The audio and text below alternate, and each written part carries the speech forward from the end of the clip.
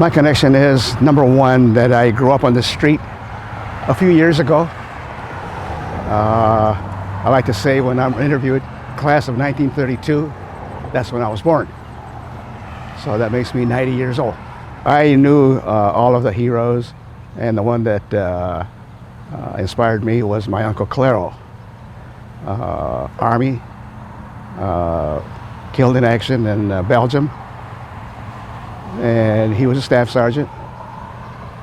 And one day he was on leave, and I went over to his house, which is a few houses from where I lived, and I talked to Claro, and he says, "How you doing in school?" I said, "I'm doing okay, Uncle." And he says, "You like to draw?" Excuse me, I thought somebody was behind me. Shadows or something. Yeah, and you see, I still draw. So I went home and I had a drawing of Bambi, the Walt Disney character, the little deer. And he looked at it, he says, "That's pretty good." He said, "Keep on drawing, don't give up." I said, "Okay." So what he said stuck in my mind as far as don't give up. And I have 4 older brothers and 1 older sister. I'm the youngest of the family. And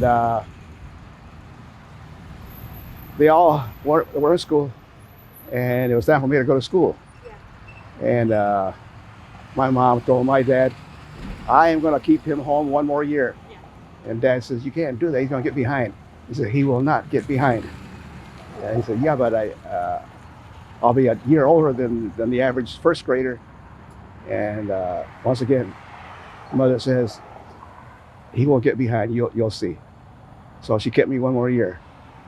And she passed away when she was 31 years old with 6 kids, pardon me.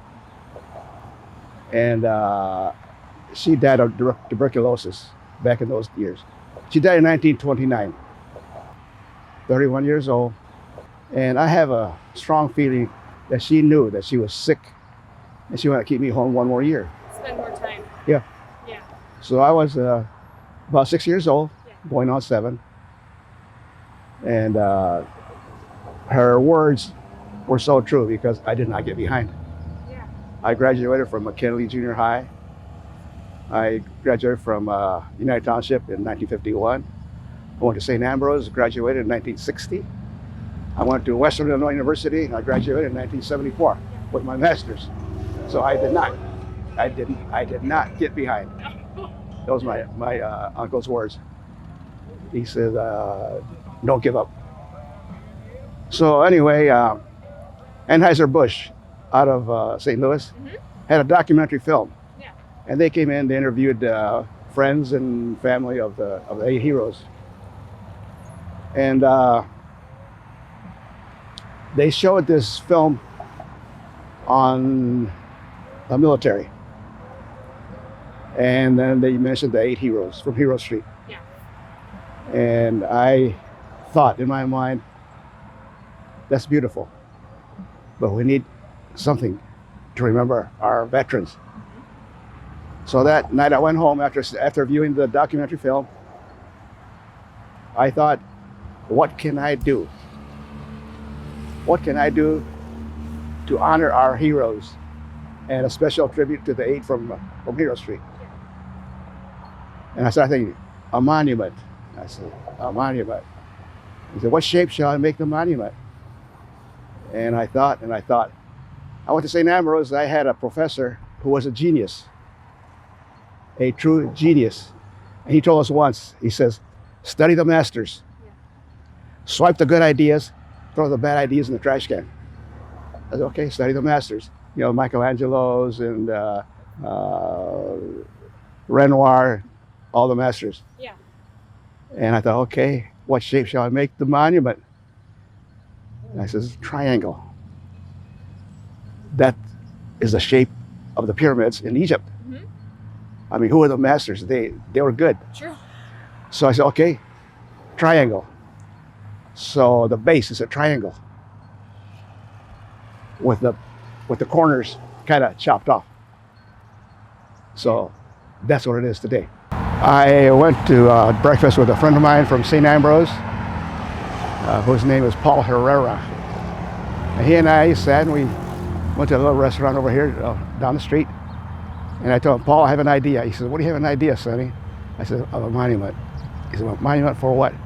To honor our military. And I'm an artist. I carry a pencil. I carry paper. I got to draw. And I got a napkin. And I drew the shape of the monument. And he says, that's awesome. We got to do that. And he helped me. We presented it to the local VFW. They agreed on the design.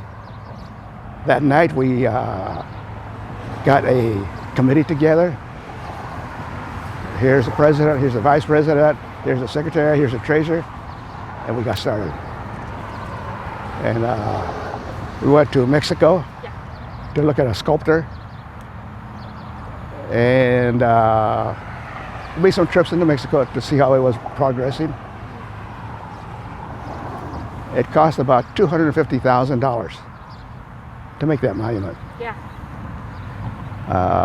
The cost of the granite, the bronze, and the forming with the helmet, the eagle, and there it is. Yeah. Well worth the investment. Absolutely. I was a school teacher. I taught art, and after I resigned, a gentleman came to my door selling long-term insurance, and it interested me, so I signed up. And the young man was from Chicago, and he says, I understand there's a monument honoring our heroes. I said, yep, there is. He said, where is it? He says, down the street. I live on top of the hill here. And he said, I'd like to see it. So I said, okay. So I drove him down, came here to Porky's, got in my car, walked across the street, and as we were approaching the monument, he stopped. And he froze like if somebody just shocked him. And he said, Mr. Soliz, I've seen the monuments in D.C. The World War II monument, the Vietnam Wall, the raising of the flag at Iwo Jima. And he said, this is the most beautiful monument I've ever seen. I said, thank you.